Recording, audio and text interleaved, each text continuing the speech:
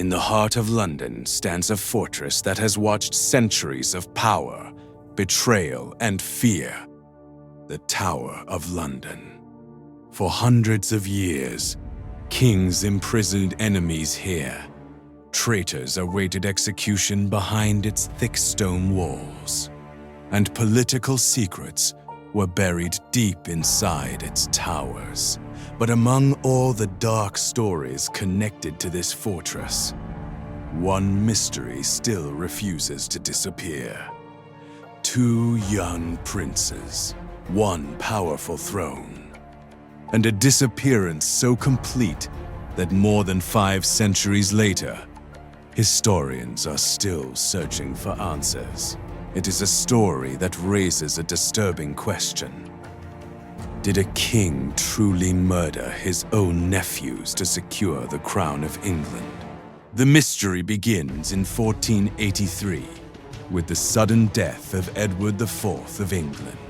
His death shocked the kingdom and created immediate uncertainty about the future of the English throne. According to the law, the crown should pass directly to his eldest son, the 12-year-old Edward V of England.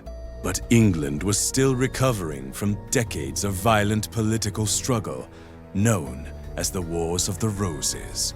Powerful, noble families had spent years fighting for control of the monarchy.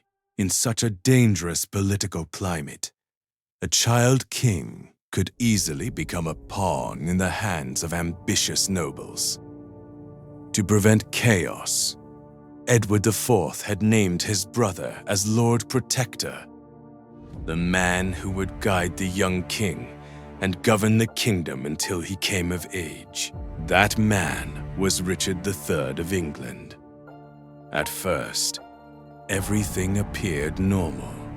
The young king was traveling to London for his coronation when his uncle Richard intercepted the royal party and took charge of the prince's journey to the capital. Soon afterward, several of the boy king's closest allies were arrested, and the direction of English history began to change. Instead of being taken to a royal palace, the young king was brought to the Tower of London. At the time, this did not seem suspicious. The Tower was not only a prison, it was also a royal residence, where kings traditionally stayed before their coronation ceremonies.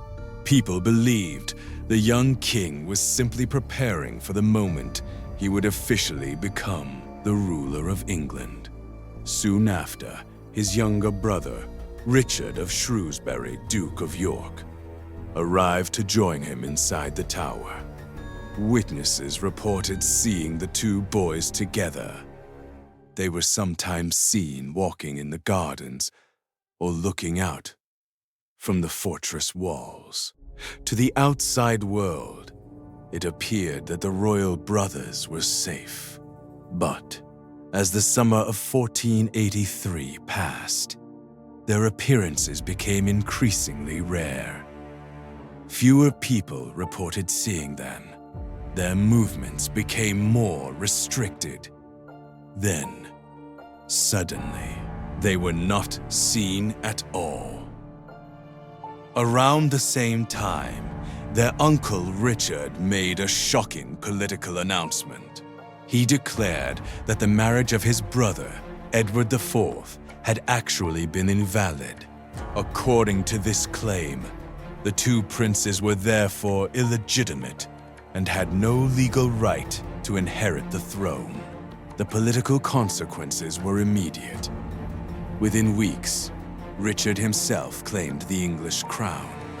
In July 1483, he was officially crowned king, becoming Richard III of England. Meanwhile, the two princes remained inside the tower.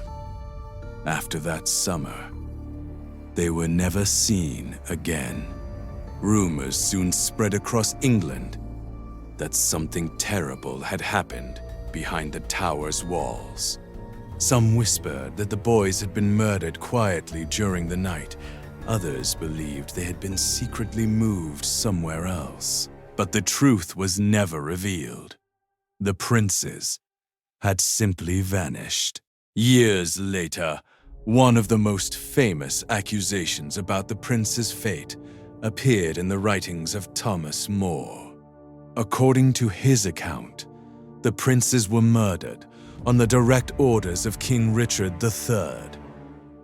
More described a dark and chilling scene. Two men were allegedly sent into the prince's chamber late at night, where they suffocated the sleeping boys in their beds. It is a story that has haunted the reputation of Richard III for centuries, but historians have always debated whether Thomas More's version can be trusted. After all, More was only a small child when the princes disappeared. His account was written decades later, during the reign of a new royal dynasty that had replaced Richard III. That dynasty was the Tudors. In 1485, Richard III was killed in battle by Henry VII of England at the famous Battle of Bosworth Field. With Richard dead, Henry took the English throne and founded the Tudor dynasty. This raises an uncomfortable possibility. What if Richard III was not responsible for the princes' deaths? If the boys were still alive after Richard's death, they would have posed a serious threat to Henry VII's claim to the throne. As the surviving sons of Edward IV, they had a stronger hereditary claim than Henry himself. Some historians therefore suggest that the princes may have been killed later, after Henry became king, in order to eliminate any rival claims. Others believe that the truth may have been lost forever in the chaos of the time. Almost 200 years after the princes disappeared, a discovery inside the Tower of London shocked the country.